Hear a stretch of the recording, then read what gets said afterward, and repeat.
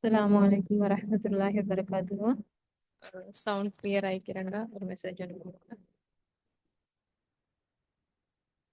பேசுறது கேக்குதா?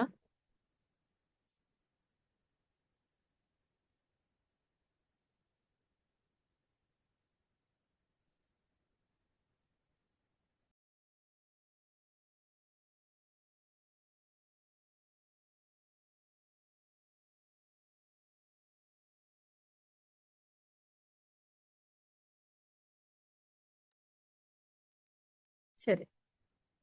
ஆஹ் இன்னைக்கு வந்து நாங்க பொருளியல் பாடத்தினுடைய 8வது வகுப்புல இருக்கோம். ஸோ இந்த 8வது வகுப்புல நாங்க இன்னைக்கு என்ன பார்க்க போறோம்னா, இதுவரைக்கும் நாங்க ஆஹ் தேர்ச்சி ஒன்று தேர்ச்சி ஒன்றுல வரக்கூடிய தேர்ச்சி மட்டங்கள் 1.1 தொடக்கம் 1.9 வரையான தேர்ச்சி மட்டங்களை படிச்சு முடிச்சிருக்கோம். ஸோ அந்த தேர்ச்சி மட்டங்களுக்கு உள்ளடங்கியதாக இது கல்வி அமைச்சால வெளியிடப்பட்ட உங்களுக்கான ஒரு மாதிரி வினாத்தாளாக இருக்கிறது. அதைத்தான் நாங்க பார்க்க போறோம். சரியா? பாருங்க, முதலாவது கேள்விக்குள்ள போவோம். பேசுறது கிளியரா கேக்குது தானே? யாரு?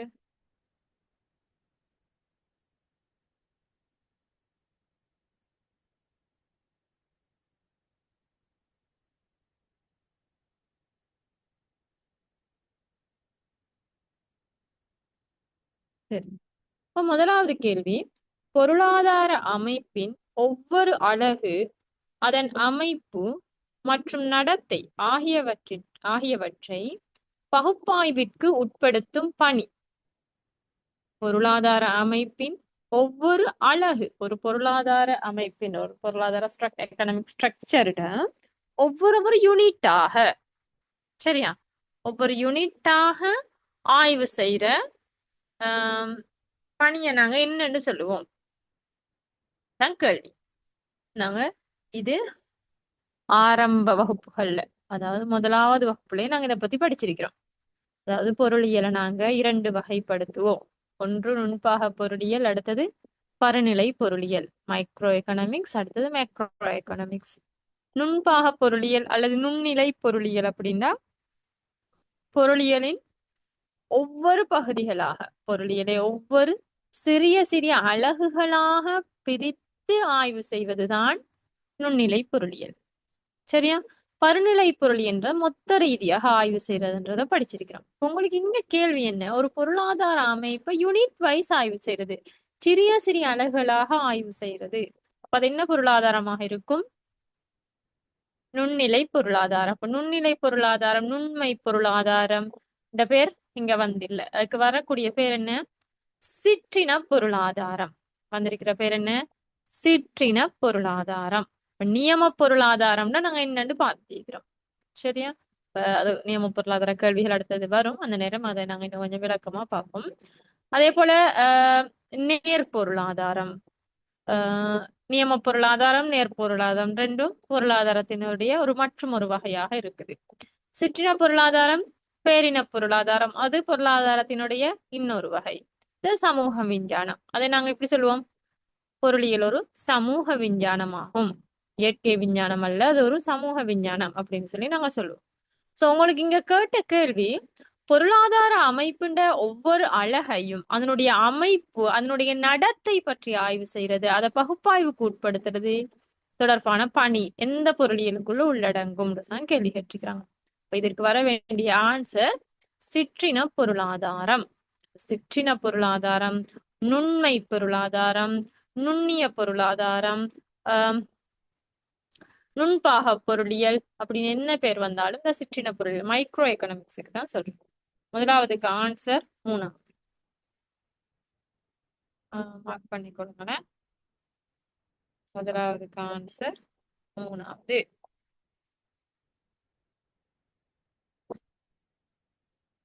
சரி, அடுத்த கேள்விக்கு போவோம். 2வது, பின்வரும் கூற்றுக்களில் நியம பொருளாதார கூற்றாக அமைவது. பின்வரும் கூற்றுக்களுள் நியம பொருளாதார கூற்றாக அமைவது. இப்ப நாங்க பாத்திக்கிறோம் நியம பொருளாதாரம்டா என்ன, நேர் பொருளாதாரம்டா என்ன. சரியா? எடுகோள்கள் இல்லாம சரியான ஆஹ் முடிவுகளாக வரக்கூடிய விஷயங்களை எதிர்காலத்துல இப்படி நடக்கும் அல்லது இறந்த காலத்துல இப்படி நடந்தது என்று புள்ளி விவர ரீதியான ஆதாரங்களோட முன்வைக்கப்படக்கூடிய விஷயங்களை தான் நாங்க நேர் பொருளாதாரம்னு சொல்லுவோம். நியம பொருளாதாரம் என்பது ஒரு குழுவினரதோ அல்லது ஒரு தனிப்பட்ட நபரினதோ ஒரு எடுகோள்ட அடிப்படையிலையோ அல்லது ஒரு கருதுகோள்ட அடிப்படையிலையோ அவர் ஏதோ ஒரு வகையில தான் முன்வைக்கக்கூடிய அம்சங்கள் பொருளாதாரம் சார்ந்து தான் முன்வைக்கக்கூடிய விஷயங்கள் அல்லது அந்த குழு அல்லது அந்த நிறுவனம் தான் அவர்கள் முன்வைக்கக்கூடிய விடயங்களை தான் நாங்க சொல்லுவோம் நியம பொருளாதாரம். இது நடக்கவும் மேலும் நடக்காமையும் போகலாம். சரியா? எதிர்காலத்துல பொருட்களின் விலை அதிகரிக்கும் அப்படின்னு ஒருத்தர் சொல்லலும், யாராலும் அதை தடுக்கலுமா? அது யாருக்கும் தடுக்கலாம். அப்ப அப்படி சொன்னா அதை நாங்க ஓ விலை அதிகரிக்கும் தான் அப்படின்னு எங்களுக்கு ஷுவரா சொல்லலுமா? இல்ல. ஏன்னா அங்க எண் கணித ரீதியான எந்த ஒரு ஆதாரமும் இவை முன்வைக்கப்படவில்லை. சரியா? அந்த விஷயம் ஒரு ஆய்வுக்கு உட்படுத்தப்பட்டு இறந்த கால எதிர்கால விஷயங்களை வச்சுக்கணும், எந்த ஒரு ஆய்வுலையும் இல்லாம ஒரு சாதாரணமா ஒருத்தர் சொல்லக்கூடிய விஷயங்கள் இதெல்லாம் நியம பொருளாதாரத்துக்குள் உள்ளடங்கும். உங்களுக்கு கேட்ட கேள்வி அதுதான், பின்வரும் கூற்றுக்களில் நியம பொருளாதார கூற்றாக அமைவது, அதாவது நியம பொருளாதாரத்துக்கு உதாரணமாக வரக்கூடிய ஒரு விஷயம். பாருங்க, நாங்க இந்த 5 கூற்றையும் பார்ப்போம். இந்த 5 கூற்றும் எவ்வகையான கூற்றுகள்னு பார்ப்போம். முதலாவது சொல்றாங்க, கடந்த ஆண்டு பொருளாதார வளர்ச்சி விகிதம் 1.5% காணப்பட்டது. கடந்த ஆண்டு பொருளாதார வளர்ச்சி விகிதம் 1.5% காணப்பட்டது. இது ஒரு உண்மையான ஒரு விஷயம். இப்ப நீங்க இந்த கேள்வியை வச்சுக்கொண்டு யோசிக்க கூட போன வருஷம் 1.5 அப்படி அல்ல, ஒரு புள்ளி விவர ரீதியான ஒரு தகவல் ஒன்று தரப்படுதுங்க. இது நடந்த ஒரு விஷயம் தான். சரியா? அப்ப கடந்த ஆண்டு பொருளாதார வளர்ச்சி விதம் 1.5% இருக்கிறது. இது ஒரு ஆஹ் நேர் பொருளாதார கருத்து. நேர் பொருளாதார கருத்து. அடுத்து 2வது பாருங்க, பொருளாதாரத்தில் வளர்ச்சி அடைய அனைவருக்கும் மானியம் வழங்கப்பட வேண்டும். பொருளாதாரத்துல வளர்ச்சி அடைஞ்சு கொண்டு போகணுமாக இருந்தால் எல்லாருக்கும் மானியம் வழங்கப்பட வேண்டும் அப்படின்னு ஒரு கருத்து சொல்லப்படுது. இது இந்த பொருளாதாரத்துக்குள்ள வரும். அந்த கருத்தை நாங்க ஏற்றுக்கொள்ளவும் மேலும் ஏற்காம விடவும் மேலும். பொருளியல் வல்லுநர்கள் என்ன செய்யலாம்? அதை ஏற்கவும் மேலும் ஏற்காம விடவும் மேலும். கட்டாயம் மானியம் வழங்கப்படப்பட்டாதான் பொருளாதாரம் வளர்ச்சி அடையும், வழங்கணும்ன்ற ஒரு முடிவுக்கு வர வேண்டிய எந்த ஒரு தேவையும் இல்லை. ஆகவே இது ஒரு நியம பொருளாதார கூற்று. அடுத்த கூற்றை பாருங்க, அருமை என்பது அனைத்து பொருளாதாரத்திற்கும் பொதுவான ஒன்றாகும். அப்ப இதுல ஏதாவது டவுட் இருக்கா?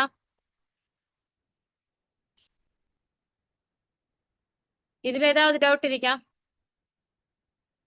அருமை என்பது அனைத்து பொருளாதாரத்திற்கும் பொதுவான ஒன்றாகும். அப்ப நாங்க சொல்லியிருக்கிறோம், பொருளாதாரத்தினுடைய அடிப்படை மைய பேசிக் ப்ராப்ளமே அருமை தான். சோ அது ஒரு எல்லா பொருளாதாரத்துக்கும் பொதுவான ஒன்றுன்றதுல எந்த விதமான மாற்று கருத்தும் அல்ல.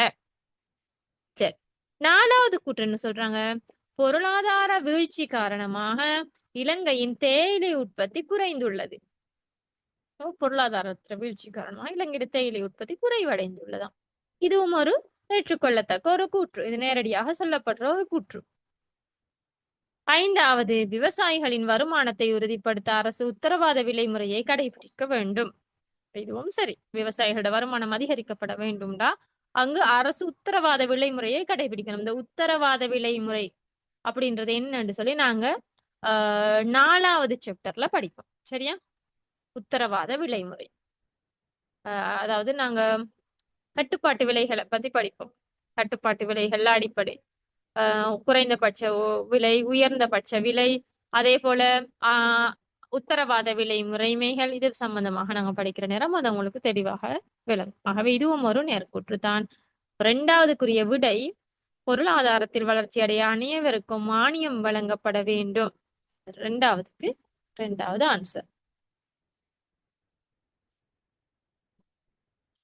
2வதுக்கு 2வது ஆன்சர்.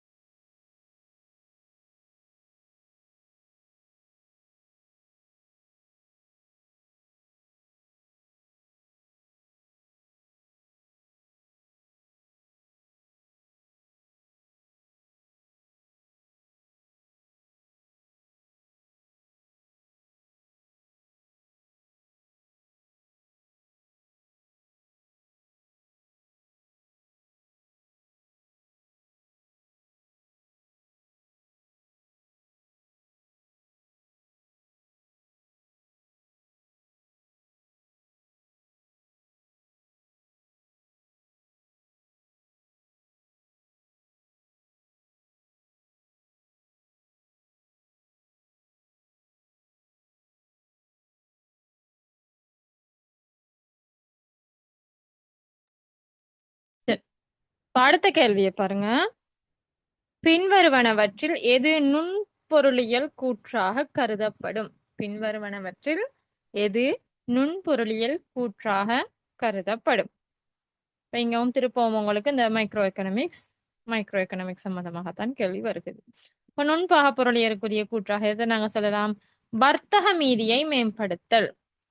வர்த்தக மீதி அப்படின்ற என்னன்னு சொன்னா உள்நாட்டுல இருந்து நாங்க ஏற்றுமதி செய்வோம் வெளிநாடுகளுக்கு. அதே போல வெளிநாடுகள்ல இருந்து நாங்க உள்நாட்டுக்கு இறக்குமதி செய்வோம். சோ இந்த ஏற்றுமதி வருமானத்தில இருந்து இறக்குமதி செலவை கழிக்க வாரதுதான் எங்களுக்கு பேலன்ஸ் ஆஃப் பேமெண்ட் சொல்லுவோம். சென்மதி நிலுவை அல்லது வர்த்தக மீதி, ட்ரேட் பேலன்ஸ், எப்படி வேணாலும் அதை நாங்க சொல்லலாம். சரியா? அப்ப ஏற்றுமதி வருமானத்தில இருந்து இறக்குமதி செலவை கழிக்க வாரதுன்றது ஒரு சிறிய ரீதியான அழகு ரீதியாக நாங்க ஆய்வு செய்யறதா? ஒரு தனிப்பட்ட ஒரு குடும்பத்திடையோ அல்லது ஒரு தனிப்பட்ட ஒரு தனிநபரினதையோ அல்லது ஒரு தனிப்பட்ட ஒரு நிறுவனத்தினுடைய விஷயங்களை பத்தி ஆய்வு செய்யறதா? இல்ல. வர்த்தக மீதி என்பது ஒரு நாட்டினுடைய ஒரு முழு நாட்டினதும் ஏற்றுமதி வருமானத்திலிருந்து இறக்குமதி செலவை கழிக்க வர்றதுதான் வர்த்தக மீதி. பொதுவாக எங்கட நாட்டை பொறுத்த வரைக்கும் வர்த்தக மீதி, பேலன்ஸ் ஆஃப் பேமெண்ட்ன்றது எப்பவுமே மைனஸ்ல தான் இருக்கும். ஏண்டா எங்களுக்கு ஏற்றுமதி வருமானத்தை விட இறக்குமதி செலவு எங்களுக்கு கூட இருக்கிறதால எங்களுக்கு அது எப்பயுமே மைனஸ் தான் இருக்கு. ஆகவே ஏற்றுமதி வர்த்தக மீதி என்பதும் ஒரு பருநிலை பொருளாதார எண்ணக்கரு. சரியா? பருநிலை பொருளாதார எண்ணக்கரு. பொது விலை மட்டத்தில் ஏற்படும் மாற்றம். பொது விலை மட்டத்தில் ஏற்படும் மாற்றம் இது ஒரு நுண்பாக பொருளியல் என்ன கருவா, பருநிலை பொருளியல் என்ன கருவா? பொது விலை மட்டம் என்பது ஒரு நாட்டினுடைய பொருட்கள் சேவைகளுக்கான விலை மட்டம். பொது விலை மட்டம்னா நீங்க நல்லா விளங்கி கொள்ளணும். ஒரு நாட்டினுடைய பொருட்கள் சேவைகளுக்கான விலை மட்டம்.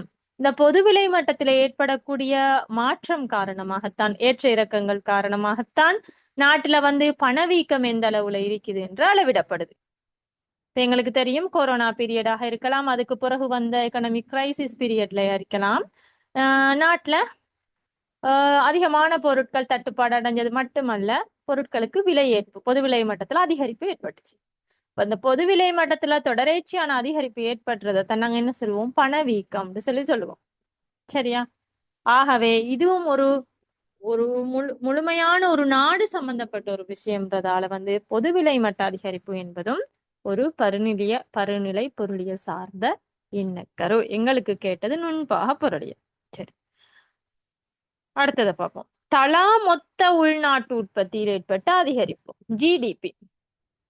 ஜிடிபில ஏற்பட்ட அதிகரிப்பு கேட்கிறாங்க. தலா மொத்த உள்நாட்டு உற்பத்தியில. ஏன் இதுவும் மொத்த உள்நாட்டு உற்பத்தி என்பது என்னன்னு சொன்னா, ஒரு நாட்டுல உள்நாட்டுல வெளியில இருந்து வந்ததை நாங்க சேர்த்தோம்னா, வெளியில இருந்து நாங்க இறக்குமதி செய்யற பொருட்கள் சேவைகளை நாங்க உள்நாட்டு பொருட்கள் சேவைகளோட சேர்த்தோம்னு சொன்னா அது மொத்த தேசிய உற்பத்தின்னு சொல்லுவோம். gross national ப்ராடக்ட்னு சொல்லுவோம். சரியா? இங்க கேக்குறாங்க ஜிடிபி. சரியா?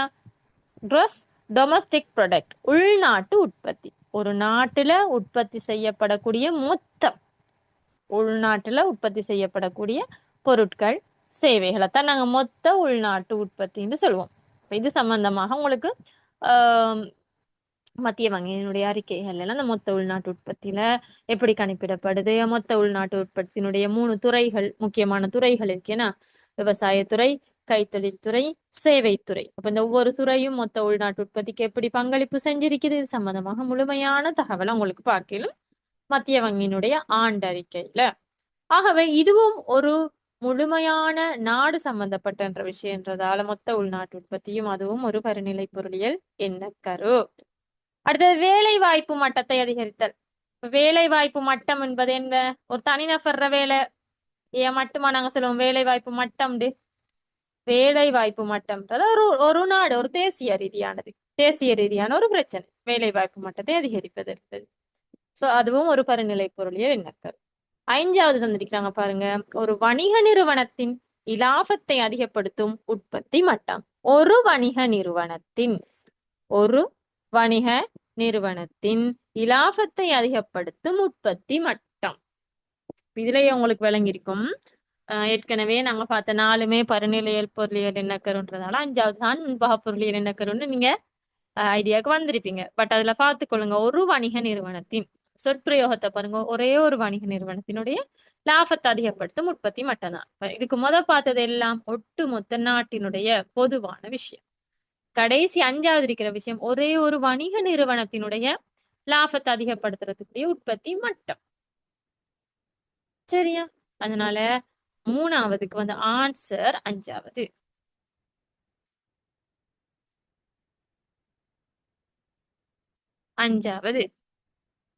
அடுத்தது 4வது கேள்வி. பின்வரும் கூற்றுக்களில் எது இலவச பண்டங்களின் சிறப்பியல்பாகும்? இப்ப நாங்க பண்டங்களோட வகைப்பாடு பார்த்திருக்கோம்.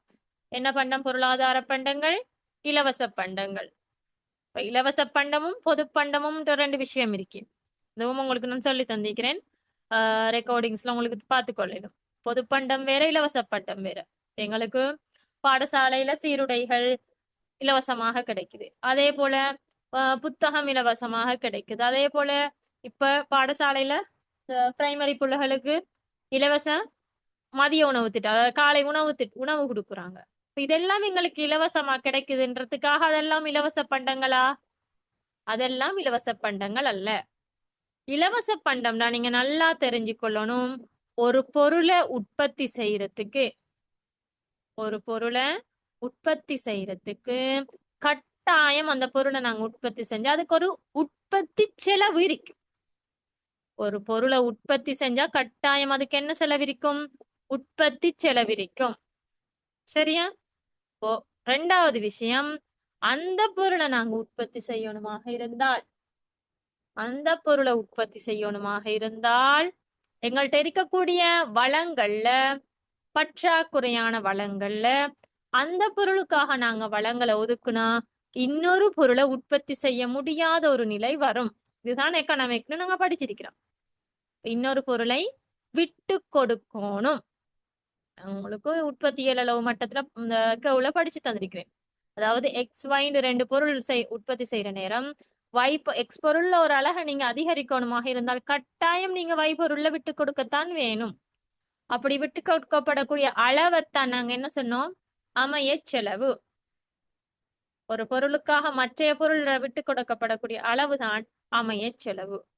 அப்படி என்ன இருக்கணும்? அப்ப ஒரு பொருள் உற்பத்தி செய்யப்படணும்டா, அங்க கட்டாயம் உற்பத்தி செலவு இருக்கணும், அதே போல அமைய செலவு இருக்கணும். அப்படி 2ம் இருந்தாத நாங்க பொருளாதார பண்டம்னு சொல்லுவோம். அந்த 2 செலவுமே இல்லாம உற்பத்தி செலவும் பூஜ்ஜியம், அமைய செலவும் பூஜ்ஜியம். இந்த பூஜ்ஜியமாக இருக்கக்கூடிய எந்த ஒரு செலவுமே இல்லாம எங்களுக்கு கிடைக்குமாக இருந்தால் அந்த பொருளைத்தான் நாங்க சொல்லுவோம் இலவச பண்டம். உதாரணமாக நாங்க சொல்லுவோம், இந்த ஆத்துல போற நீர் இலவச பண்டம். ஆனா கிணத்துல இருக்கிற நீர் இலவச பண்டமா? அல்லது போத்தல்ல அடைக்கப்பட்ட நீர் இலவச பண்டமா? இல்ல. போத்தல்ல நீர் அடைக்கணுமாக இருந்தால் கட்டாயம் அங்கு உற்பத்தி செலவு இருக்கும். அந்த போத்தல்ல நீர் அடைக்கிறதுக்காக ஒரு செலவு ஏற்பட்டிருக்கும். கிணத்துல இருக்கக்கூடிய நீர் ஒரு இலவச பண்டம் அல்ல. அந்த கிணத்தை தோன்றதுக்கு, அதை கட்டுறதுக்கு அதுக்குரிய ஒரு செலவு அங்கு இருந்திருக்கு. அதுக்குரிய ஒரு அமைய செலவு இருந்திருக்கும். ஆகவே கிணற்று நீரும் ஒரு இலவச பண்டம் அல்ல. இந்த விஷயங்களை கட்டாயம் நோட் பண்ணி வச்சுக்கொள்ளுங்க. என்னதெல்லாம் கேள்விக்கு உதாரணங்கள்ல வரும். இப்ப நீர் ஒரு இலவச பண்டம் தானே அப்படின்ட்டு போய் உடனே நாங்க இந்த கிணற்று நீருக்கெல்லாம் அடிக்கிறது அல்ல. கிணற்று நீர் ஒரு இலவச பண்டம் அல்ல. போத்தலில் அடைக்கப்பட்ட நீர் இலவச பண்டம் அல்ல. அதே போல வளி, காற்று, அது ஒரு இலவச பண்டம். ஆனால் ஆக்சிஜன் சிலிண்டர்ல அடைக்கப்பட்ட வளி இலவச பண்டமா? அதுவும் வழிதான், காத்து தானே. ஆக்சிஜன் சிலிண்டர்ல இருக்கிறது ஆக்சிஜன் காத்து தான், ஓட்டு தான் இருக்குது. அதுக்காக அதை நாங்க இலவச பண்டம்னு சொல்லுவோமா? இல்ல. அதுக்கு ஒரு செலவு இருக்கு. ஆகவே இங்க நீங்க கேட்ட கேள்வி உங்களுக்கு பின்வரும் கூற்றுக்களில் எது இலவச பண்டங்களோட சிறப்பு இயல்புன்னு கேட்கிறாங்க. பார்ப்போம். முதலாவது ஆன்சர் சொல்றாங்க, அப்பண்டத்தை வழங்குவதற்கு அமைய செலவு ஏற்படாது. 2வது சொல்றாங்க, சமூக நலனுக்காக அப்பண்டம் அரசு மூலம் நிரம்பல் செய்யப்படும். இதுதான் நான் உங்களுக்கு சொன்னது. ஒரு சமூகத்துக்கு நலன்ன்றதுக்காக அரசால நிரம்பல் செய்யப்பட்டது இலவச பண்டம் அல்ல, அது பொது பண்டம். இப்ப எங்களுக்கு ரோட் போட்டு தராங்க, அல்லது ரோட்ல லைட் போடுறது அரசு, மாணவர்களுக்கு சீருடை வழங்குறது, புத்தகங்கள் வழங்கு, இதெல்லாம் ஒரு சமூக சேவைக்காக அரசு கொடுக்குது. அரசு கொடுக்குறன்றதுக்காக அது இலவச பண்டமா மாற போறது இல்ல. அரசு அதை பெற்றுக்கொள்றதுக்காக அரசுக்கு ஒரு செலவு ஏற்பற்றி, அது பொது பண்டம். சரியா? அது இலவச பண்டம் அல்ல.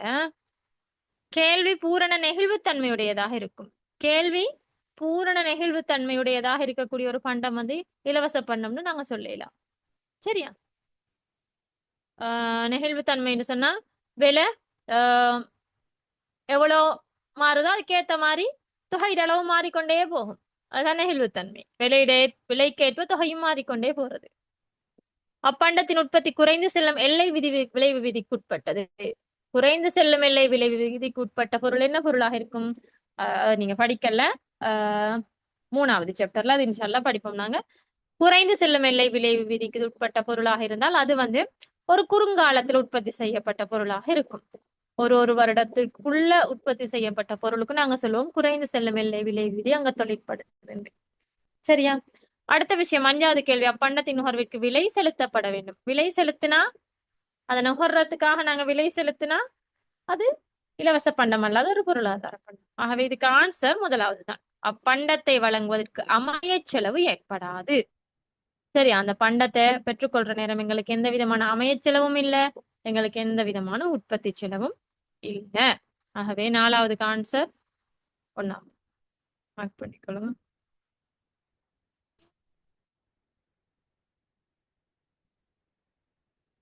சரி, பூச்சிய விலையில எல்லையற்ற நிரம்பலை கொண்ட ஒரு வளத்திற்கு உதாரணம் கேட்கிறாங்க. விலையே இல்லையா? பூச்சிய விலைண்டா என்ன அர்த்தம்? விலையே கொடுக்க தேவையில்லை. அப்ப அது என்ன பொருளாக இருக்கணும்? இலவச பொருளாக இருக்கணும். ஏன்னா எல்லையற்ற நிரம்பலாம்,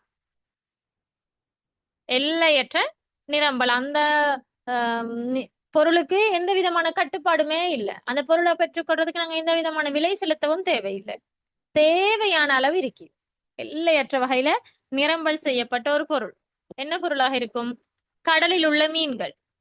கடலில் உள்ள மீன்களை சும்மா பிடிச்சேலுமோ, இல்லாட்டி சும்மா இந்த கடையில போய் எடுத்துட்டு வரையிலுமா? ஏன்னா பிடிக்கிற போறவருக்கும் ஒரு செலவு இருக்கு, அதை வாங்குறவங்களுக்கும் ஒரு செலவு இருக்கு. ஆகவே அது பூச்சிய விலை அல்ல. 2வது சூரிய ஒளி. சூரிய ஒளியா சொல்லுங்க. சூரிய ஒளியை பெற்றுக்கொள்றதுக்கு என்ன விலை செலுத்தணுமா? இல்ல, இல்லனா சூரிய ஒளியை பெற்றுக்கொள்றதுக்கு நாங்க எந்த விதமான விலை செலுத்த வேண்டிய அவசியமும் இல்லை. அதுல நிரம்பல்ல ஏதாவது தட்டுப்பாடு இருக்கா?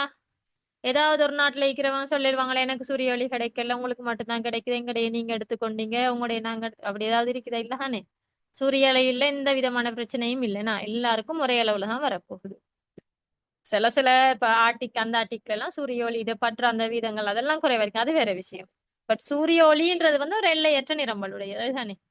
அதே போல போத்தலில் அடைக்கப்பட்ட குடிநீர், அது ஒரு பொருளாதார பண்டம். பயிரிடப்பட்ட நிலம், அது என்ன நிலமாக இருக்க போகுது? ஒரு பொருளாதார வளம். என்ன? இயற்கை காடு, அது இயற்கையான ஒரு வளம். எங்களை கேட்டது பூச்சிய விலையில எல்லையற்ற நிரம்பலை கொண்ட ஒரு வளம் சூரிய ஒளி. இயற்கை காடு வருமா, சூரிய ஒளி வருமானு கேட்டாங்கன்னா சூரிய ஒளி தான் வரும். ஏன்னா எல்லையற்ற நிரம்பல் என்ற நேரம் இயற்கை காடு வருமா? எல்லா இடத்துலயும் இயற்கை காடு இருக்கா? இல்ல. அப்ப அந்த விஷயத்த பாக்குற நேரம் பூச்சிய விளைகின்ற நேரம் இயற்கை காடு சரி, சூரிய ஒளியும் சரி. 2வது அம்சத்தை பாத்தீங்கன்னா எல்லையற்ற நிரம்பல். அந்த நிபந்தனைய போட்டு பாக்குற நேரம் எங்களுக்கு இயற்கை காடு வராது ஆன்சரா. இப்ப 2வது தான் ஆன்சரா வரணும். 5வதுக்கு 2வது.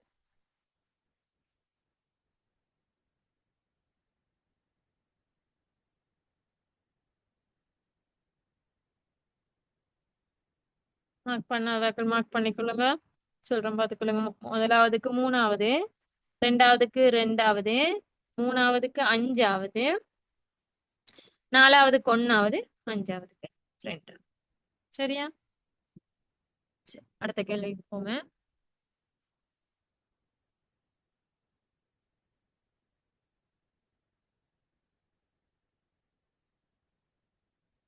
சரி.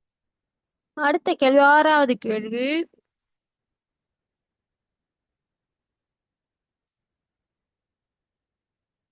பொருளியல்ல மூலதன முதலீடாக கருதப்படாதது.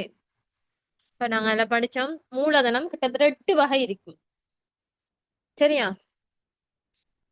பொருளியல்ல மூலதனம்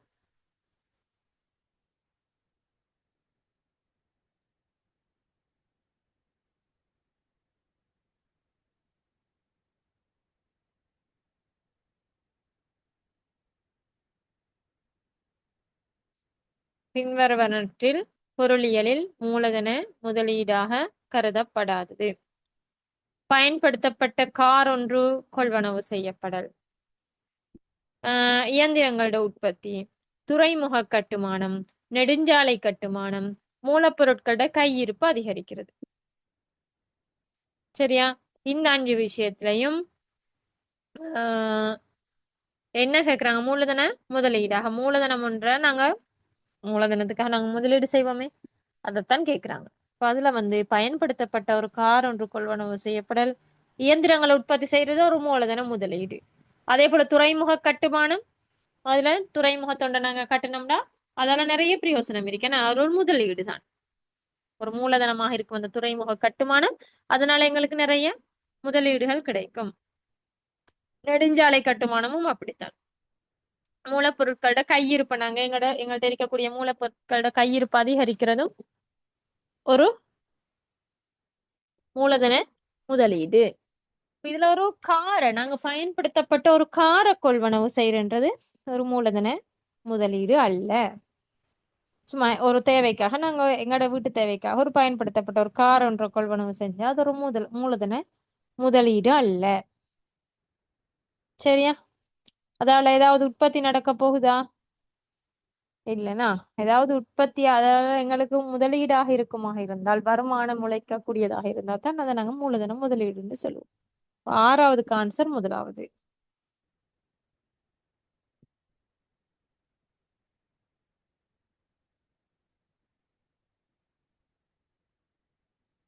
அடுத்தது 7வது விஷயம், வளங்களின் 7வது கேள்வியை பாருங்க. வளங்களின் அருமை மற்றும் அவற்றின் மாற்று பயன்பாடு காணப்படும் போது அதனால் பொருளாதாரத்தில் ஏற்படும் விளைவாக அமைவது. வளங்களுக்கு அருமை இருக்குன்னு நாங்க பார்த்துக்கிறோம். என்ன வளங்கள் என்பது பற்றாக்குறையானது, தேவையோ மிக அதிகமாக இருக்கிற நேரம் வளங்கள் பற்றாக்குறையாக இருக்குது. அப்படி பற்றாக்குறையாக இருக்கக்கூடிய வளங்களை நாங்க ஒரு தேவைன்னு இல்லாம பல தேவைகளுக்கு மாத்தி மாத்தி பயன்படுத்தலும். அப்படி நாங்க பயன்படுத்துற நேரம் பொருளாதாரத்தை அதால ஏற்படக்கூடிய ஒரு பிரச்சனை என்ன? நாங்க பொருளாதாரத்துல மைய பிரச்சனைகள் 3 படிச்சோம். ஒன்று அருமை. அந்த அருமையால வள மாற்று பயன்பாடு என்பது ஏற்படுது. பற்றாக்குறையான வளங்களால அதை மாத்தி மாத்தி பல தேவைகளுக்கு பயன்படுத்துறன்றதால வள மாற்று பயன்பாடுன்ற ஒரு பிரச்சனை வருது. இந்த வள மாற்று பயன்பாடு காரணமாக, அதாவது பல தேவைகளுக்கு நாங்க இந்த வளங்களை பயன்படுத்துற நேரம் எந்த தேவைக்கு எதற்கு முன்னுரிமை கொடுக்கிறது என்ற ஒரு தெரிவு பிரச்சனை இருக்குது. சாய்ஸ். 3வது மைய பிரச்சனை என்ன? தெரிவு. அருமை, வள மாற்று பயன்பாடு, அதால தோன்றக்கூடிய 3வது பிரச்சனை தெரிவு. இப்போ உங்களுக்கு கேட்ட கேள்வி அதுதான். வள மாற்று பயன்பாடு மற்றும் அருமை காரணமாக அதனால பொருளாதாரத்தில் ஏற்படும் விளைவாக அமைவது தெரிவு பிரச்சனை தோன்றுதல். பொருளாதாரத்தில் வினைத்திறனின்மை தோற்றம் பெறல், மாறா அமைய செலவு தோற்றம் பெறல், பொருளாதார வளர்ச்சி ஏற்படுதல், அதிகரித்து செல்லும் அமைய செலவு தோற்றம் பெறல். இதுக்கு ஆன்சர் 7வதுக்கு முதலாவது, தெரிவு பிரச்சனை தோன்றுதல்.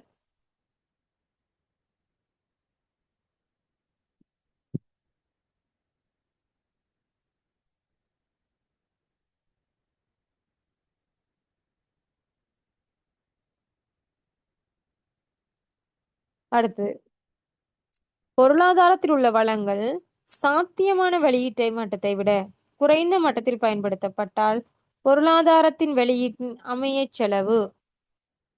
பொருளாதார வளத்தின் வளங்கள் சாத்தியமான வெளியீட்டு மட்டத்தை விட, சாத்தியமான வெளியீட்டு மட்டம் எங்க இருக்கும்? உற்பத்தி சாத்திய வலையின் மீது. அப்படித்தானே? சாத்தியமான வெளியீட்டு மட்டம்ன்றது இந்த உற்பத்தி சாத்திய வலையின் மீது இருக்கக்கூடிய ஒவ்வொரு புள்ளியிலையும் தான் சாத்தியமான வெளியீடு இருக்கும். அதை விட குறைவான ஒரு மட்டத்துல பயன்படுத்தப்பட்டால், இங்க ஏதாவது ஒரு புள்ளியில பயன்படுத்தப்பட்டால், இந்த மஞ்சளாக மார்க் பண்ணக்கூடிய ஏதாவது ஒரு இடத்துல வளங்கள் பயன்படுத்தப்பட்டால் பொருளாதாரத்தின் வெளியீட்டு அமையச் செலவு எப்படி இருக்கும்னு தான் கேக்குறாங்க. அமையச் செலவு எப்படி இருக்கும்?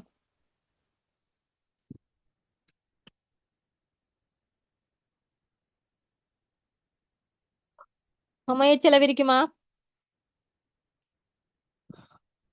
நாங்க அந்த கோட்டுலகான் பார்த்தோம். ஒன்றுக்கொன்று நாங்க விட்டு கொடுக்கிற நேரம் அமையச் செலவு தோற்றம் பெறுதுன்னு பார்த்தோம். என்ன உற்பத்தி சாத்திய வலையின் மீது இருக்கிற நேரம் எக்ஸ் பொருளை நாங்க அதிகரிக்கணும்னா அதுக்கு Y பொருளை நாங்க விட்டு கொடுக்க வேண்டிய ஒரு தேவை ஒன்று இருக்கும். ஆனா அது முழுமையாக பயன்படுத்தாத நேரம், வளத்தை முழுமையாக நாங்க பயன்படுத்தாத நேரம், சரியா, குறை பயன்பாட்டுல இருக்கிற நேரம், அந்த வளத்தை எந்த பொருளை உற்பத்தி செய்யறதுக்கு பயன்படுத்தப்பட்டா என்ன, அதுக்கு ஏதாவது அமைய செலவு இருக்குமா? இல்லதானே. இதுக்கு உதாரணமா நான் உங்களுக்கு சொல்லியிருந்தேன் என்னடா, ஒருத்தர் வேலையே இல்லாம இருக்கிறாரு, சரியா, வேலையே இல்லாம இருக்கிற ஒருத்தரை கொண்டு போய் நாங்க ஏதாவது ஒரு குறைந்த ஒரு வருமானத்துக்காக அவரை ஒரு வேலைக்கு அமர்த்தினா அவருக்கு ஏதாவது ஒரு அமைய செலவு இருக்குமா? அவருக்கு எந்த ஒரு அமைய செலவும் இருக்காது. ஏன்னு அவருக்கு தான் வேலையே இல்லையே. ஏதாவது ஒன்றை விட்டுட்டு வந்தாதான் அவருக்கு இங்க அமைய செலவு வரும். இதற்காக நான் அதை விட்டுட்டு வந்தேன் ஏன்னா அதனால இதை விட்டுட்டு வந்தது தான் அவருக்கு அமைய செலவா இருக்க போகுது. அவருக்கு தான் வேலையே இல்லைன்ற நேரம் அவர் எதையுமே அங்க விட்டுட்டு வர இல்லை. ஆகவே அங்க பூச்சி அமைய செலவு.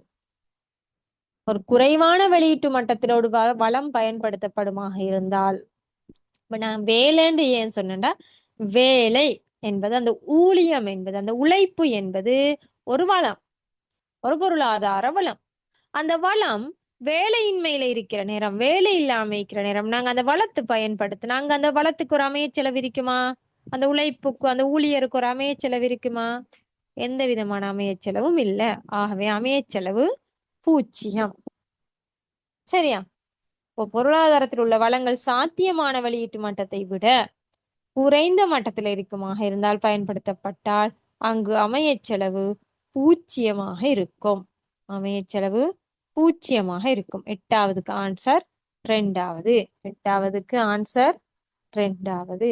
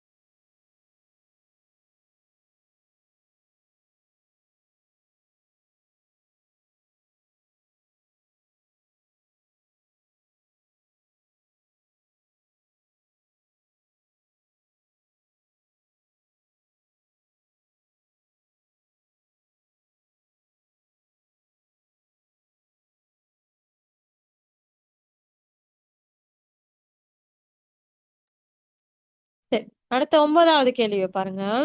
அங்க ஒரு உற்பத்தி சாத்திய வலை தரப்பட்டிருக்குது. இப்ப கேள்விகளோட மெத்தட் எப்படி வரும், கேள்வி எப்படி வரும், நாங்க படிக்க கொள்ள ஈஸியா எல்லாம் விளங்குன மாதிரி இருக்கும். ஆனா கேள்வியை பார்க்குற நேரம் இது எதுவுமே நாங்க படிக்கலையே அப்படின்ற ஒரு மைண்ட் செட் உங்களுக்கு வர பார்க்கும். சரி, ஆனா விளங்கப்படுத்துற நேரம் விளங்கும். இதை நாங்க படிச்சுத்தான் இருக்கிறோம். ஏன்னா இதை படிச்சுத்தான் இருக்கிறோம். அதுல எப்படி கேள்வி வந்திருக்குது அப்படின்ற ஒரு உங்களுக்கு அது விளங்கும். இப்ப அடுத்த கேள்வி அதுதான், உற்பத்தி சாத்திய வலை சம்பந்தமாக ஒரு கேள்வி என்று வருகிறது. வரும் இப்படி. சரியா, பார்ப்பன்ல பொதுவாக பரபடத்தை தந்து அதுல கேள்விகள் வரலாம் வர. சரியா, சரி. அருகிலுள்ள உற்பத்தி சாத்திய வளைவில் உற்பத்தி புள்ளி ஏயிலிருந்து பிக்கு நகரும் போது யாது நிகழும்? ஏல இருந்து பிக்கு போறாங்களாம். போனா உற்பத்தி நடக்குது. ஏ புள்ளியில ஒரு உற்பத்தி சேர்க்கை நடக்கும், பி புள்ளியில ஒரு உற்பத்தி சேர்க்கை நடக்கும். என்ன ஏ புள்ளியில எப்படி இருக்கும்? வைப்பொருள் அதிகமாக இருக்கும். இப்ப இதுல சும்மா நான் போடுறேன். இதுல வைப்பொருள் 100 உண்டா? 100 இருக்கும். பி உற்பத்தி சேர்க்கை புள்ளியில வைப்பொருள் 50ஆகத்தான் இருக்கும். ஏன் குறையத்தான் கீழே தானே வருகுது. 0ல இருந்தானே நாங்க மேல போய் கொண்டு போவோம். அதே போல ஏ புள்ளியில எக்ஸ் பொருள் எடுத்துக்கொண்டீங்கன்னா ஒரு 50ஆக இருக்கும். பி புள்ளியில எக்ஸ் பொருள் எடுத்துக்கொண்டா ஒரு 100ஆக இருக்கும். ஏ கூடுதேனா? இப்படித்தானே போகும். கூடிக்கொண்டு போகும். இது மேல கூடிக்கொண்டு போகும். சரி. கேள்வி என்ன? அருகில் உள்ள உற்பத்தி சாத்திய வழியில் உற்பத்தி புள்ளி ஏல இருந்து பிக்கு நகரும்போது என்ன நிகழும்? ஏல இருந்து பிக்கு வந்தால் உற்பத்தி புள்ளி என்ன நடக்கும்னு கேட்கணும். இரு உற்பத்தியிலும் அமையச் செலவு தோன்றாது. இரு உற்பத்தியிலும் அமையச் செலவு தோன்றாது. அப்படி சொல்லலுமா எங்களுக்கு? இல்லைனா ஒன்றுல இருந்து ஒன்றுக்கு போற நேரம் உற்பத்தி சாத்திய வலையில ஒரு புள்ளியில இருந்து இன்னொரு புள்ளி நகர்ற நேரம் கட்டாயம் அமையச் செலவு இருக்கும். அப்படி சொல்லலாம். வைப்பண்ட உற்பத்தி அதிகரிக்கும்.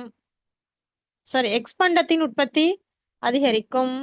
வைப்பண்டத்தின் உற்பத்தி அதிகரிக்கும். இரண்டு உற்பத்தியிலும் அமைய செலவு தோன்றும்.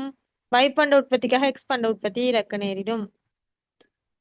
இரு உற்பத்தியிலும் அமைய செலவு தோன்றாது என்றது பிழை. சரியா? அதே போல ரெண்டாவது ஆன்சரை பாருங்க. எக்ஸ்பண்டத்தின் உற்பத்தி அதிகரிக்கும். அதிகரிக்குதா இல்லையா? நான் என்ன சொன்னேன் நீங்க பாருங்க. இவடத்துக்கு ஒரு 50ஆக இருந்தால் ஏ புள்ளியில எக்ஸ்பண்டம் ஒரு 50ஆக இருந்தால் இங்கால அதிகரிச்சு கொண்டே போகுது. அப்ப இது ஒரு 100ஆக இருக்கலாம். சும்மா நான் சொல்றேன். ஒரு 100ஆக இருக்கலாம் அல்லது 60ஆக இருக்கலாம். ஏதோ ஆனா அதிகரிக்கும். அது தெரியும் எங்களுக்கு. அப்ப எக்ஸ்பண்டத்தின் உற்பத்தி அதிகரிக்கும்ன்றதுதான் இதுக்கு ஆன்சர். 9வதுக்கு ஆன்சர் 2வது. சரியா? முதலாவது ஏ வராதுன்னு பார்த்துட்டோம். ரெண்டு உற்பத்தியில அமைய செலவு தோன்றாதுன்றது போய். எக்ஸ் அதிகரிக்கிற நேரம் கட்டாயம் வை ஒரு அமைய செலவாக எக்ஸுக்கு இருக்கும். எக்ஸுக்கு அமைய செலவு தோன்றும். அதே போல வைப்பண்டத்தின் உற்பத்தி அதிகரிக்குமா? அதை சொல்லிடுமா எங்களுக்கு? அது போய் 100ல இருந்து 50ஆக குறையுது. வைப்பண்டம் 100ல இருந்து 50ஆக குறைவடையுது. அப்ப அது பில. 4வது என்ன? இரண்டு உற்பத்தியிலும் அமைய செலவு தோன்றும். ரெண்டு உற்பத்தியிலும் அமைய செலவு தோன்றுமா? இல்ல. ஏல இருந்து பிக்கு நகர்றது நல்லா ஞாபகம் வச்சுக்கணும். ஏல இருந்து பிக்கு நகர்ற நேரம் கட்டாயம் எக்ஸ் பொருளுக்குத்தான் அமைய செலவு வரும். ஏ வைக்காக பயன்படுத்தப்பட்ட வளங்கள் இப்ப அங்கிருந்து விட்டு கொடுக்கப்பட்டு பி எக்ஸ் பொருளோட அதிகரிச்ச உற்பத்திக்காக பயன்படுத்தப்படுது. அப்படி பயன்படுத்தப்பட்ட நேரம் இப்ப 50ல இருந்து 100 அலகாக எக்ஸ் பொருள் அதிகரிக்குமாக இருந்தால் அந்த 50 அலகுக்காக வைல 100ல இருந்து 50 குறைவடைவதுதான் அதுக்குரிய அமைய செலவு. எக்ஸுக்குரிய அமைய செலவு இங்க தோற்றம் பெறும். வைக்குரிய அமைய செலவு இருக்குதா? இல்ல. ரெண்டு உற்பத்தியிலும் அமைய செலவு தோன்றும்ன்றது பொய். அது அப்படி வராது. எக்ஸுக்கு மட்டும்தான் அமைய செலவு தோன்றும். வைக்கு தோன்றது இல்ல.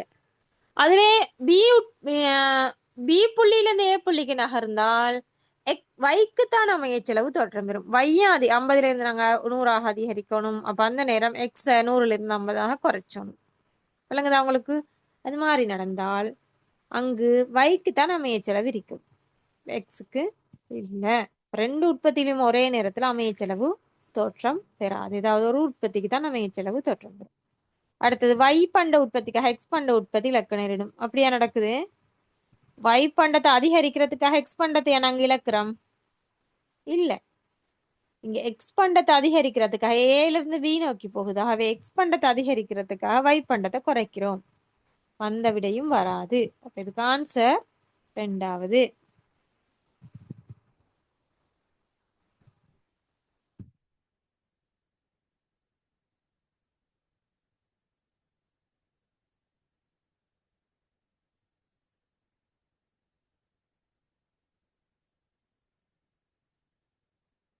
சரியா?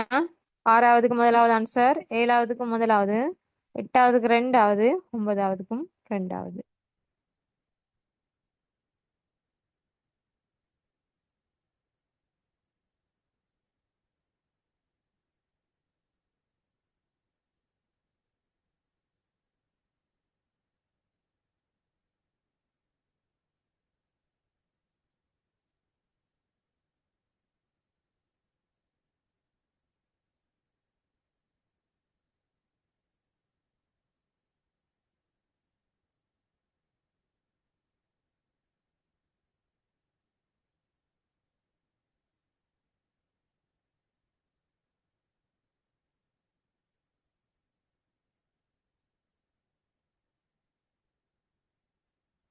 அடுத்த 10வது கேள்வியை பாருங்க. உற்பத்தி காரணிகளின் உற்பத்தி திறனாக அழைக்கப்படுவது எது? உற்பத்தி திறன்டா என்னன்னு கேக்குறாங்க. உற்பத்தி காரணிகளோட உற்பத்தி திறன்டா என்னன்னு கேக்குறாங்க. இதுக்கு நாங்க ஒரு சமன்பாடு பார்த்தோம். சரி, அந்த சமன்பாட்டுக்குரிய வரைவிலக்கணத்தை எழுதுனீங்கன்னா சரி. காரணிகளின் பயன்படுத்தி உற்பத்தி செய்யப்படும் மொத்த வெளியீடு.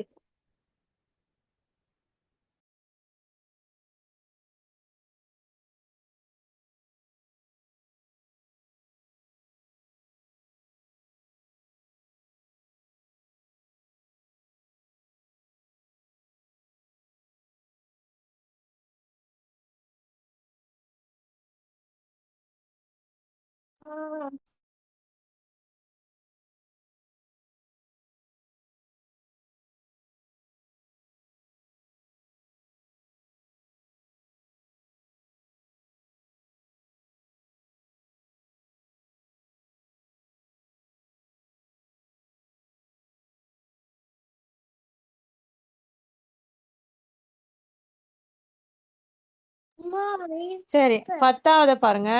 உற்பத்தி திறன்றது என்னண்டா காரணிகளை பயன்படுத்தி உற்பத்தி செய்யப்படும் மொத்த வெளியீடு. இப்ப நாங்க பொருளாதார காரணிகள் அல்லது உற்பத்தி காரணிகளை நாங்க பயன்படுத்தி உற்பத்தி செய்யக்கூடிய மொத்த வெளியீடத்தை நாங்க உற்பத்தி திறன் சொல்லுவோம். சரியா? நாங்க பார்த்தோம், உற்பத்தி சாத்திய வலையின் மீதுள்ள எல்லா உற்பத்தி புள்ளிகளும் உற்பத்தி திறன் வாய்ந்த புள்ளிகள்.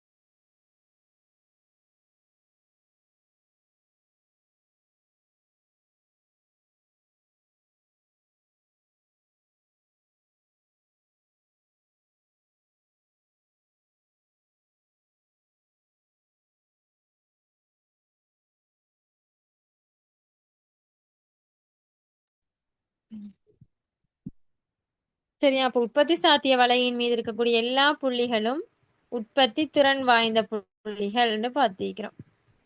அந்த உற்பத்தி திறன்டா என்ன? இருக்கக்கூடிய எல்லா காரணிகளையும் பயன்படுத்தி உற்பத்தி செய்யக்கூடிய மொத்த வெளியீடு. அதைத்தான் நாங்க உற்பத்தி திறன் என்று சொல்லுவோம்.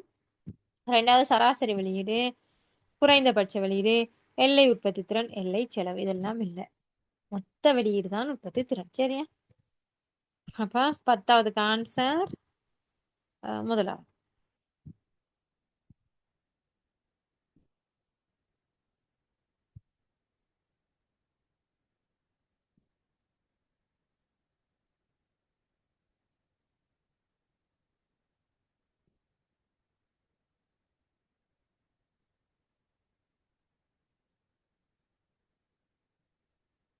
அடுத்தது, ஒரு உற்பத்தி சாத்திய எல்லையில் உற்பத்தி சாத்திய வலையில உற்பத்தி சாத்தியினுடைய எல்லைன்னா என்ன? இதுதானே எல்லை, இந்த கோடு தானே இல்லை. அதுக்கு மேல உற்பத்தி சாத்தியமா? இல்ல. அப்ப சாத்தியமற்ற பகுதி. இது உற்பத்தி சாத்தியமான பகுதி. அதனுடைய எல்லை இந்த உற்பத்தி சாத்திய வலை கோடாக இருக்கும். உற்பத்தி சாத்திய வலை கோடாக இருக்கும்.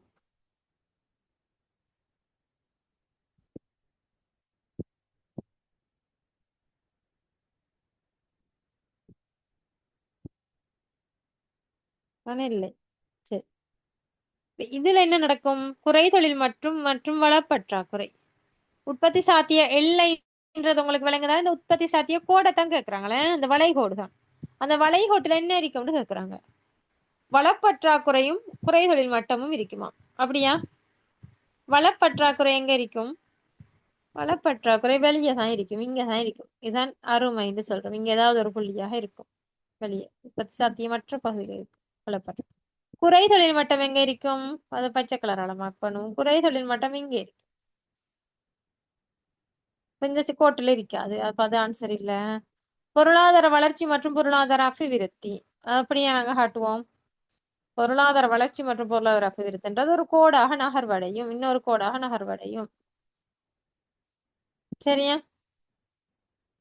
சோ அதுல அது வராது, அந்த கோட்டுல அது வராது. இன்னொரு கோடாக அது அதிகரிக்குமே தவிர அந்த கோட்டுல பொருளாதார வளர்ச்சியும் பொருளாதார அபிவிருத்தியும் இல்லை. வள அருமை, அதிகரிக்கப்பட்ட உற்பத்தி திறன் மற்றும் மாற்று பயன்பாடு. வள அருமை, அதிகப்பட்ட உற்பத்தி திறன் மற்றும் மாற்று பயன்பாடு. மாற்று பயன்பாடு இருக்கி, மாற்று பயன்பாடு இருக்கி, அப்படித்தானே? நாங்க பார்த்திருக்கிறோம் இந்த கோட்டாக மாற்று பயன்பாடு இருக்கும்.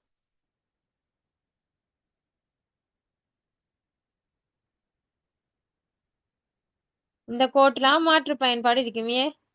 ஒன்றுல இந்த ஒன்றை நாங்க மாத்தி மாத்தி பயன்படுத்தலாம் புள்ளிகள்.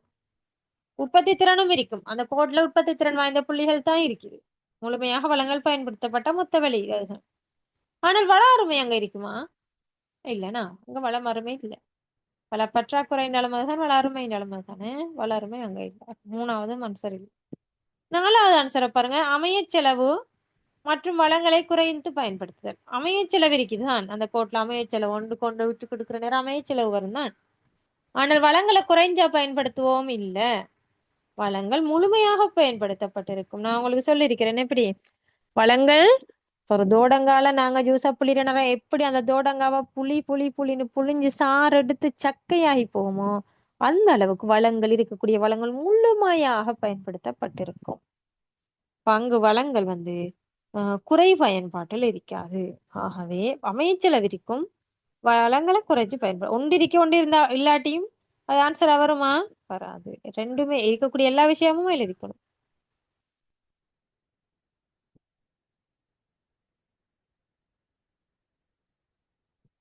குறை தொழில் மட்டம் மற்றும் வளப்பயன்பாடு மற்றும் வேலையின்மை.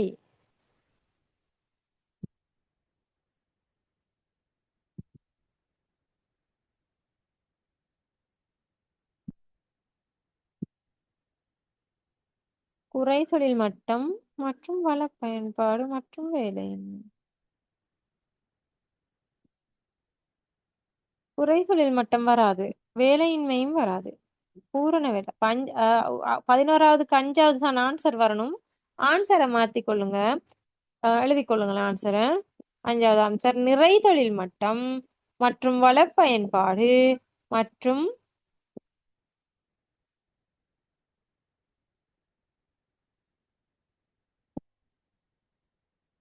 வேலையின்மை.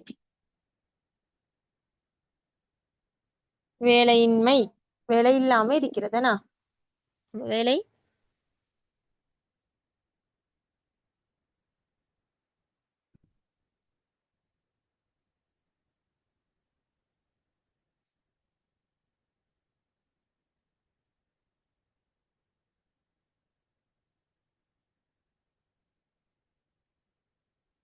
வேலையின்மை குறைவாக இருக்கிறது. அல்லது அதை நாங்கள் நிறை தொழில் மட்டம்னு மட்டும் போட்டாலும் போதும். நிறை தொழில் மட்டம் மற்றும் வள பயன்பாடுன்னு போட்டுக்கொள்ளுங்க. இப்போ 11வது 5வது தான் ஆன்சரா வரணும். அதை ஆன்சரை மாத்திக்கொள்ளுங்களேன்.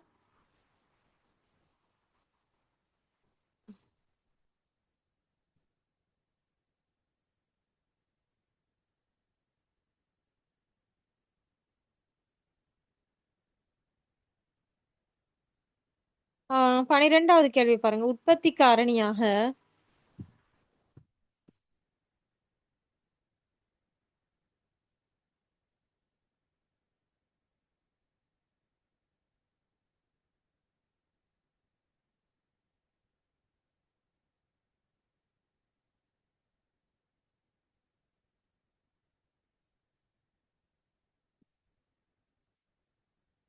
12வது கேள்வி.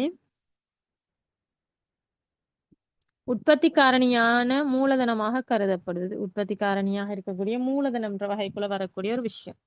நாங்க உற்பத்தி காரணி படிச்சுக்கணும். நிலம், உழைப்பு, மூலதனம், முயற்சி. அந்த மூலதனத்துக்குள்ள வரக்கூடியது இறுதி நுகர்வு. உற்பத்தி செயற்பாடுக்கு உதவும் காரணி, இறுதி நுகர்வுக்கு பயன்படுத்தப்படும் பொருட்கள் மற்றும் சேவைகள், உற்பத்தி திறன் கொண்ட வளம், அதிகரித்து செல்லும் அமைய செலவின் கீழ் பயன்படுத்தப்படும் வளம், உற்பத்திகளை கொள்வனவு செய்ய பயன்படுத்தப்படும் வளம் இல்ல. உற்பத்தி காரணியாக மூலதனம்ன்றது உற்பத்தி செயற்பாட்டுக்கு உதவக்கூடிய ஒரு காரணியாகத்தான் இருக்கும். ஒரு இயந்திரத்தை எடுத்துக்கொள்ளுங்க, அது ஒரு மூலதனம். அது உற்பத்தி செயற்பாட்டுக்கு உதவுமா அல்லது உற்பத்திகளை கொள்வனவு செய்யற செயற்பாட்டுக்கு உதவுமா? அது உற்பத்தி செயற்பாட்டுக்கு, ஒரு பொருளை உற்பத்தி செய்யறதுக்கு தான் அந்த இயந்திரம் பயன்படுத்தப்படும். ஒரு பில்டிங் இருக்கு, அது ஒரு உற்பத்தி மூலதனமாக இருக்கணுமாக இருந்தால் அந்த பொருள் அது உற்பத்தி செய்யறதுக்காகத்தான் பயன்படுத்தப்படணும். கொள்வனவு செய்யறதுக்காக பயன்படுத்தப்பட்ட அது ஒரு உற்பத்தி காரணி அல்ல. சரியா? அவை 12வதுக்கு ஆன்சர் முதலாவது தான்.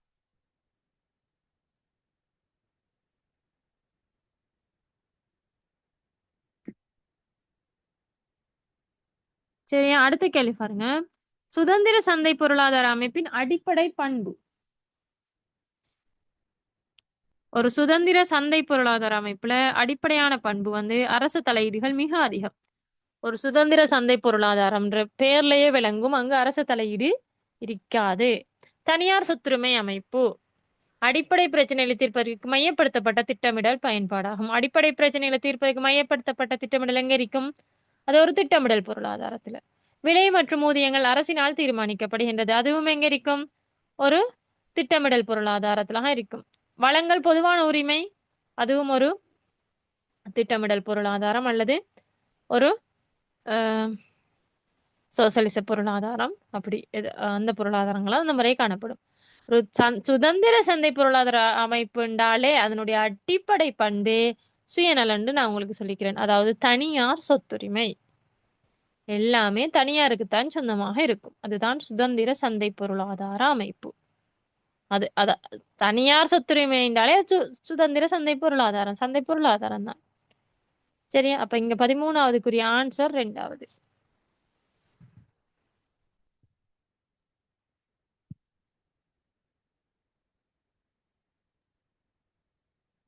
அடுத்த கேள்வி பாருங்க. திட்டமிடப்பட்ட பொருளாதாரத்தின் முக்கிய அம்சமாக அமைவது.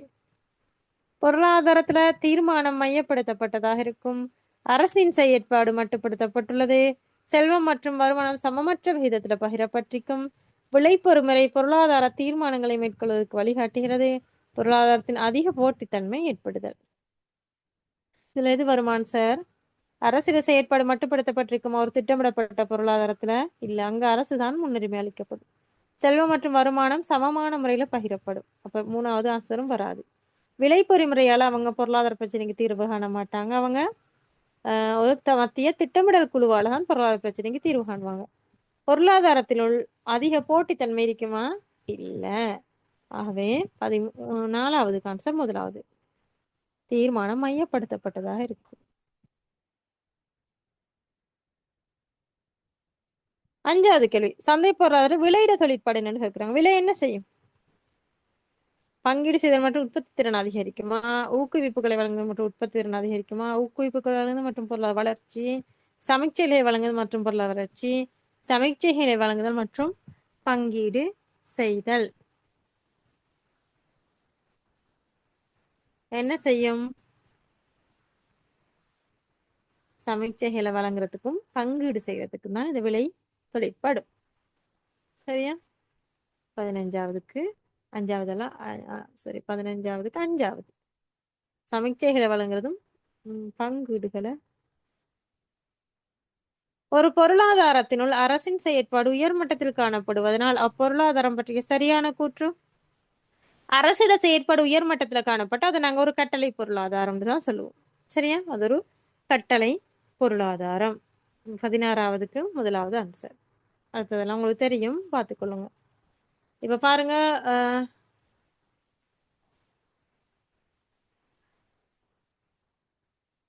10வதுக்கு முதலாவது ஆன்சர், 11க்கு 5வது, 12க்கு 1வது, 13க்கு 2வது, 14க்கு 1, 15க்கு 5, 16க்கு 1.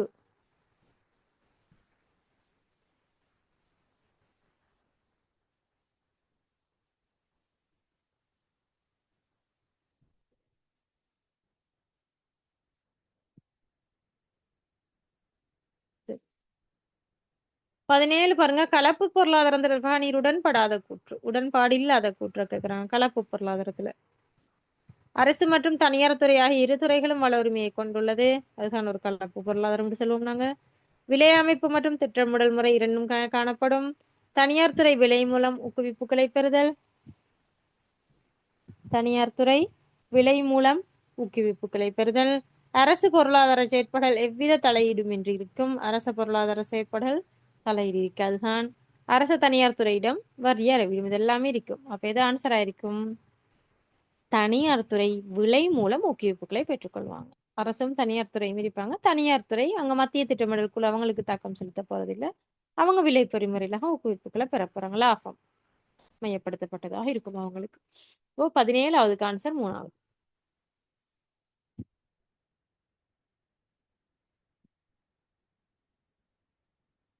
18வது கேள்வி. தனிப்பட்ட சுதந்திரத்தை ஓரளவு கட்டுப்படுத்தும் அதே சமயம் சமூக நீதியை உறுதி செய்யும் வகையில் அரசு செயற்படும் சந்தை பொருளாதார அமைப்பு எவ்வாறு அழைக்கலாம்?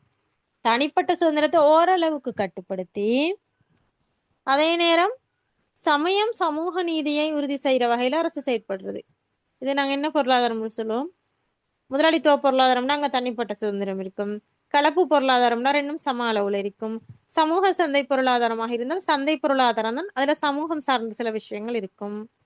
திட்டமிடப்பட்ட பொருளாதாரம் இருந்தால் அது முழுமையாக மத்திய திட்டமிடல் குழுவுல மையப்படுத்தப்பட்டதாக இருக்கும். இங்க கேட்கிறாங்க தனிப்பட்ட சுதந்திரத்தை ஓரளவுக்கு தான் கட்டுப்படுத்தும்.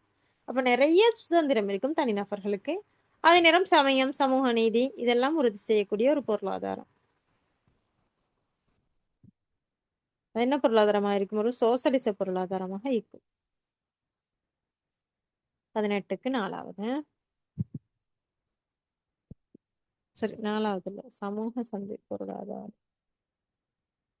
சமூக சந்தை பொருளாதாரம்னா சந்தை பொருளாதாரம் தான். அது சில விஷயங்கள்ல அரசு தலையிடும்.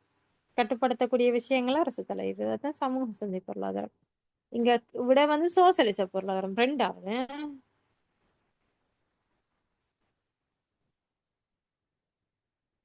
அடுத்த 19வது பாருங்க. ஒரு பொருளாதாரம் உற்பத்தி வினைத்திறனை நோக்கி நகர்வதை குறித்து காட்டும் கூற்று. உற்பத்தி வினைத்திறனை நோக்கி நகர்வதை குறித்து காட்டும் கூற்று. உற்பத்தி சாத்திய வலையின் மீது காணப்படும் ஒரு புள்ளி அதிகரிக்கும் அமைய செலவு. இப்ப நாங்க இதுக்கு பிறகு மேல போக தேவையில்லைன்னா உற்பத்தி திறன் எங்களுக்கு தெரியும். உற்பத்தி சாத்திய வலையிடம் மீது இருக்கக்கூடிய ஒரு புள்ளி தான். சரியா? 19வதுக்கு முதலாவது ஆன்சர். 20வதுக்கு பொருளாதார செயற்திறனை அளவிட பயன்படுத்தப்படும் நியதிகள். பொருளாதார செயற்திறன் அளக்கிறதுக்காக பயன்படுத்தக்கூடிய நியதிகள் என்ன? வளப்பற்றாக்குறை மற்றும் மாற்று உபயோகம், பொருளாதார வினைத்திறன் மற்றும் குறையும் அமையச்செலவு, வெளியக உறுதி மற்றும் பொருளாதார வளர்ச்சி, உள்ளக உறுதி மற்றும் அமையச்செலவு, பூரண விளைவிப்பு மற்றும் அமையச்செலவு. அப்போ பொருளாதாரத்தின் செயற்திறன் அளக்க பயன்படுத்துற கருவி வெளியக உறுதி. வெளியக உறுதின்றது நான் சொன்னது ஏற்றுமதி இறக்குமதி சர்வதேச வர்த்தகத்துல எங்களோட சென்மதி நிலவை எப்படி உறுதிப்பாடா இருக்குதா, பேலன்ஸ் ஆஃப் பேமெண்ட் எப்படி இருக்குது, எங்களோட பண பரிமாற்றம் எப்படி, பணத்தினுடைய பெறுமதியில என்ன மாதிரியான மாற்றங்கள் எப்படி, இதுதான் வெளியாக உறுதின்னு சொல்லுவோம். ஸ்டெபிலிட்டி, எக்ஸ்டர்னல் ஸ்டெபிலிட்டியும் இன்டர்னலாக இருக்கக்கூடிய எங்களோட பொருளாதார வளர்ச்சி, எக்கனாமிக் கிரவுத், இது தான் ஒரு நாட்டினுடைய செயற்திறனை அளக்கிறதுக்காக பயன்படுத்தப்படும். ஆகவே 20வதுக்கு ஆன்சர் 3வது.